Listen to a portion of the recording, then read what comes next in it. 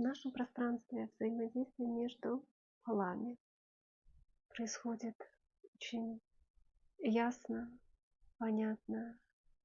Она мне сейчас такие красивые картинки показывает. Это как энергетические такие вихри. Но она говорит о том, что это не то, что проявление любви, но есть индивидуальная как бы сонастройка друг с другом.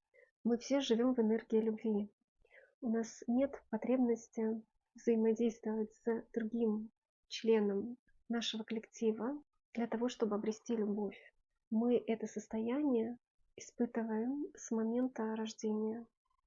Но взаимодействие между то, что вы называете отношения, симпатия к представителю другого пола у нас присутствует, но оно выражается больше как в симбиозе для сотворчества, когда ты воспринимаешь именно суть существа, его уникальность, и оно называется и является гармоничным для проявления моей уникальности. И наше совместное соединение, оно рождает такой элемент какого-то высокого творчества. То, что она показывала мне, когда они рождают, ну, как вот они как лотос рождают, как коллективное, нечто меньшего масштаба на уровне пары, может рождаться тоже такое сотворчество. Это не совсем те союзы, которые есть в вашем пространстве, но у нас они тоже присутствуют. И она говорит, что эти союзы, они могут даже быть такие, как 3 человека, 4, но это больше как коллективное, это не как любовь у людей пара создают. И здесь нет каких-то подоплек энергии там, какого-то сексуального характера. Это все вибрационная такая энергетическая структура, очень красивая, которая транслируется от существа. И они как бы вот полностью считывают вот эту трансляцию, эту энергию, они ее прям вот воспринимают как очень красиво. И вот если они могут друг с другом вот создать нечто такое удивительное, вот как дуэт такой, вот, когда совпадают голоса, очень звучание красиво получается, вот тогда они объединяются в такой некий союз и творят вместе. Да, мы можем, да, наша раса уже рождает детей, и дети рождаются в этом, могут рождаться и в этом союзе. Союзы, которые объединяют людей, они могут быть разного качества. Это может быть союз творчества в какой-то сфере. Ну, по-вашему, это было как творческий союз, деловой союз. А есть союзы, которые сотворяют новую жизнь. И это особый союз. И рождается особая личность. Это происходит не у всех. То есть это как некий, это как такое очень великое действие, состояние. То есть это как такое звучание, вот как два существа, они начинают звучать как-то по-особому. И они рождают союз, в результате которого вот как из этого взаимодействия энергии прям вот разные, даже мне сложно это описать, изнутри как рождается вот энергетическая такая структура, она тоже вот начинает быть самостоятельной, она даже начинает отличаться по цвету. А вы рождаете детей как люди или это как-то по-другому происходит? На уровне энергии происходит вот рождение. Они как будто это прям как тела у них растворяются вот в этом, когда начинает вот этот союз происходить. Но это, как я так понимаю, как рождение даже идет. Вот создание вот этой третьей энергии. Они как даже тела исчезают, и вот в этом энергетическом вихре, в котором очень много разных цветовых оттенков, с середины начинает выходить такой вот еще один вихрь, меньше, и он тоже энергетический. А Зоя, а у тебя есть ну, такой партнер?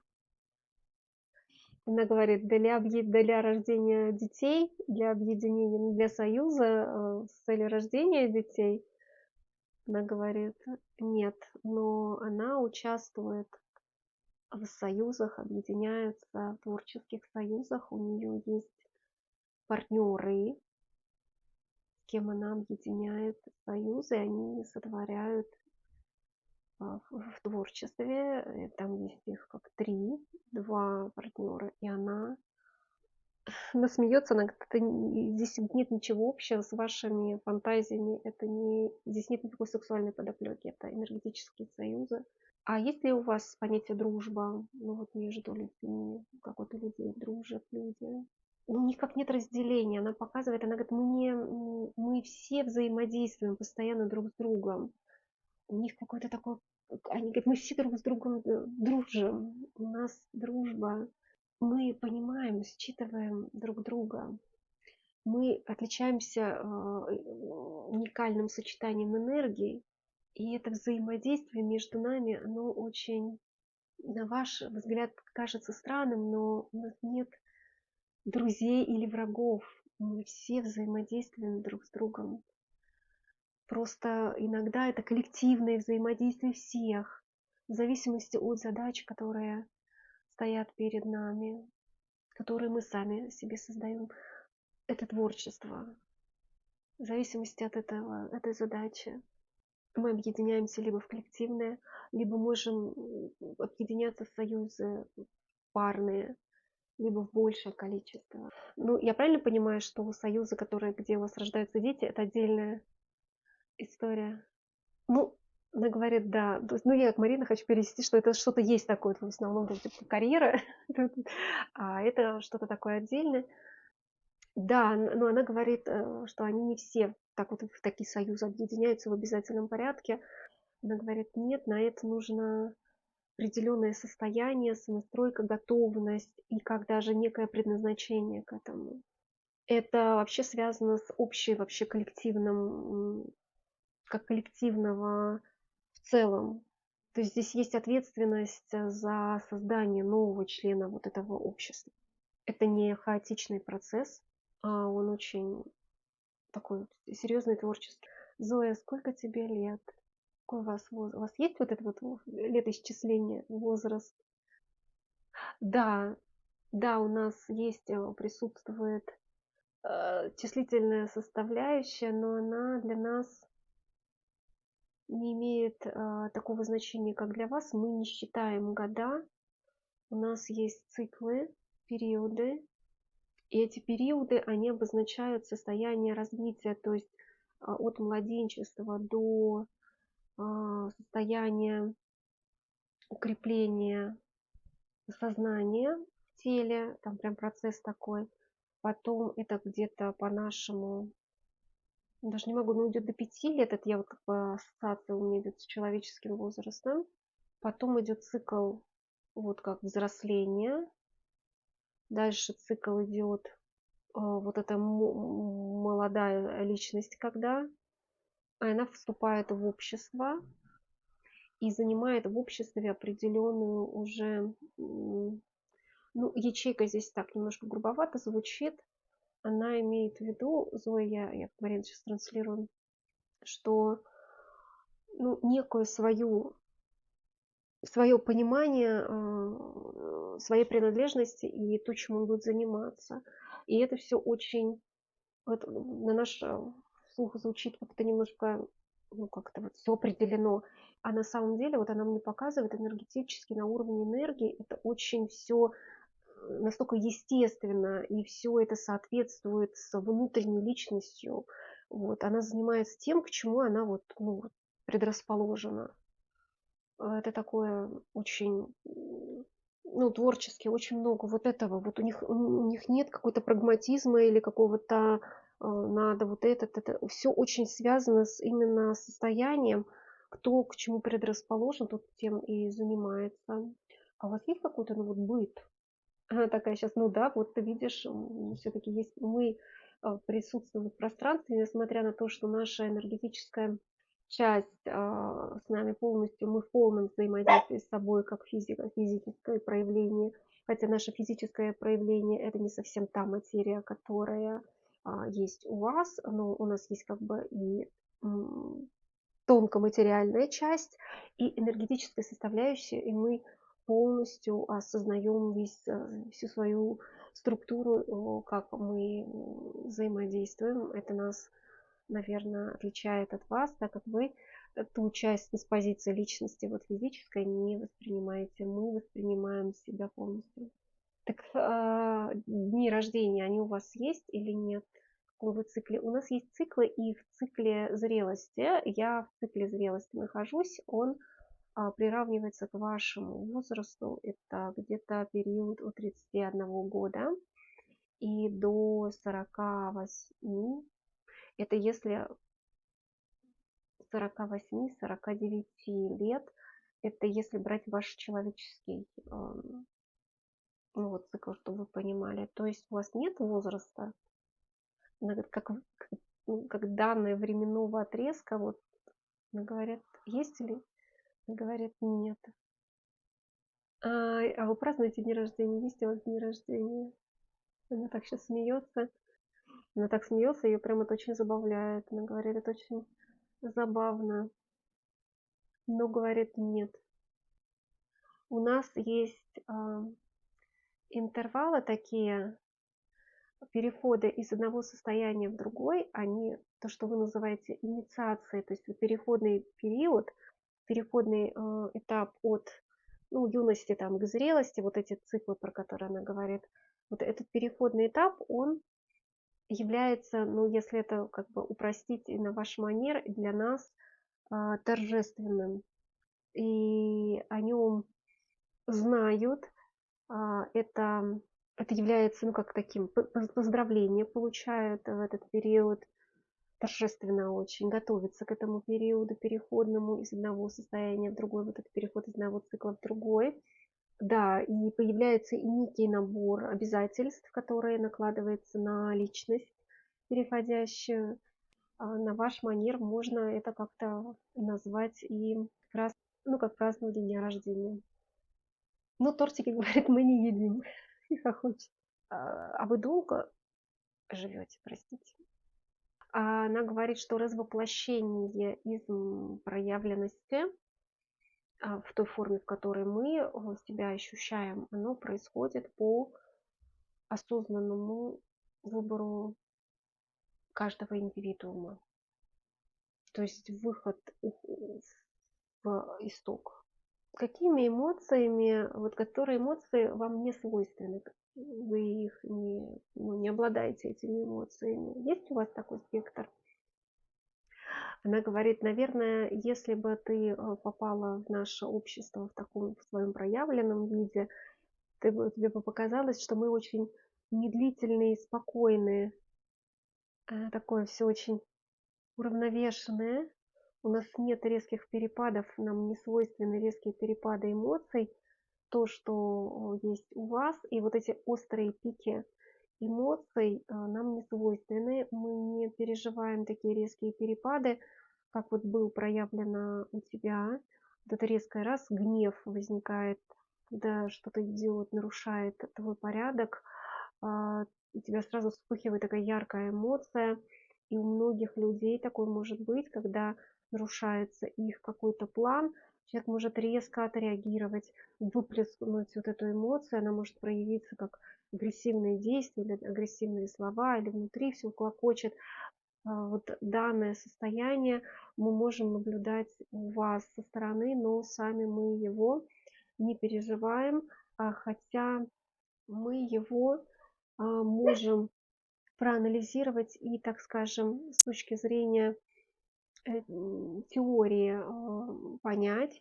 И у вас есть гнев у вас, в вашем? Она говорит, это не совсем гнев. У нас эта эмоция, эта энергия, она уже трансформирована в более высокое вибрационное состояние. Это что-то сродни с вашей спортивной злостью.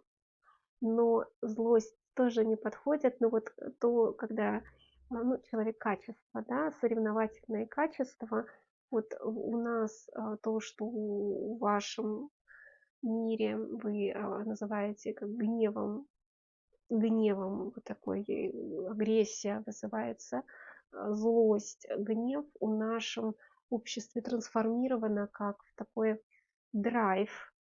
Ну, наверное, это будет слово более подходящее. Мы можем испытывать эмоцию задора, драйва.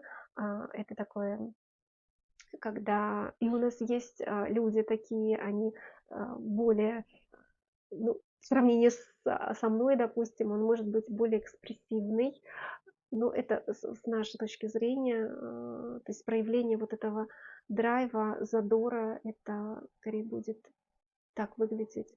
А что еще не свойственно? Грусть, печаль. А, Эти эмоции, они у нас, ну, так скажем, в другом как диапазоне. Если разложить эмоциональную эмоцию, она имеет градации. Есть нижняя часть, более там такое концентрированное состояние, да, даже печаль, да, это прям вот нижняя часть, ну так, низкий уровень вибрационной этой эмоции, это прям вот такая трагедия. Человек, вот его угнетает это состояние. Серединное состояние это вот это печали, тоски. Более высокое состояние это такая высокая чистая грусть, которая может рождать какие-то состояния у человека. Там он смотрит на дождь, ну вот что-то такое не болезненное и рождает какие-то поэтические состояния, рождает творчество. Так вот, в нашем обществе вот эта эмоция печали, она имеет свою высокую вибрационную частоту, и мы можем испытывать некое подобие грусти и печали. Например, когда мы видим ваши проявления, но эта грусть и печаль, она не отражает, если с вашей точки зрения, низкие вибрационные звучания. Это скорее как некая высокая такая октава этого чувства. А что у вас нет? Вот, ну, то, что из эмоционального спектра, из чувств, которые переживают люди, но у вас, допустим, оно отсутствует. Патологические вещи, которые даже у вас являются патологическими, они неестественные. Когда человек осознанно наносит вред, делает больно другому и упивается этой болью, это даже в вашем обществе является искажением нормы психического, нормального психического состояния. В нашем обществе таких проявлений нет. Вообще они отсутствуют, то есть у нас нет таких искажений. А почему? Она говорит, ну, скорее это связано с нашей конструкцией, потому что наше создание, вот из чего мы начинаем преобразовываться, оно начинает преобразовываться из энергии. Мы, ну, если упрощать, это я имею в виду моего понимания, они менее плотные. Наша нервная система, ну, если можно так назвать, провести аналогию, она устроена иначе. Она отредактирована, геномодифицирована, да, или нет? Ну, своего рода, да, можно так сказать. На уровне энергии, когда еще энергии создаются только вот в том союзе, уже есть элементы гармонии. А у вас это как ваша конфигурация такова, а у вас были раньше такие прецеденты, когда были дисгармоничные состояния? Да, конечно, это процесс эволюции. Наш эволюционный рост и вот выстраивание гармоничных состояний энергии, он тоже претерпевал некие преобразования. Но, говорит, наш путь был короче и интенсивней. Мы можем затронуть это как-то на следующих, потому что это нужно передавать, мне надо передавать информацию, а уже не сейчас.